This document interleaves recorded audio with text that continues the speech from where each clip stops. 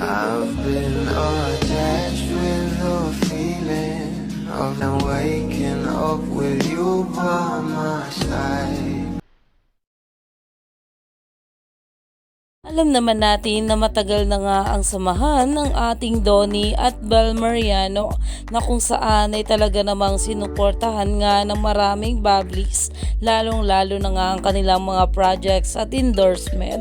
Pero dahil nga rin dyan guys ay talaga namang itong ating Donnie at Bel ay napapahanga nga sa bawat ginagawa individual projects ng isa't isa. At ito nga guys na kung saan alam naman natin na nag-special guest nga itong ating Bel Mariano sa Incognito. At ayon nga sa ating Donnie Pangilinan, ang galing niya. Natatakot ako kasi pag nakikita ko si Bel na ganon, parang totoo na nangyayari yung pinortray niya. Totoong emotion na talagang pinapil niya sa lahat. It's such a crazy situation to be in and she pulled it off. It's nice to see her doing stuff that are different. Kinilig ako kasi tuwing nakikita ko na nag-e-excel siya. It really makes me proud. It's nice to be witnessing that.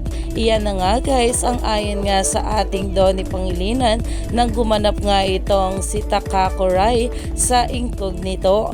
Kaya naman umani pa nga ito ng maraming komento at pinag-uusapan na dahil alam naman natin kung gaano talaga ka-proud sa isa't isa itong ating couple na sila Donnie at Bel. Kaya naman stay tuned lang tayo for more update sa ating couple.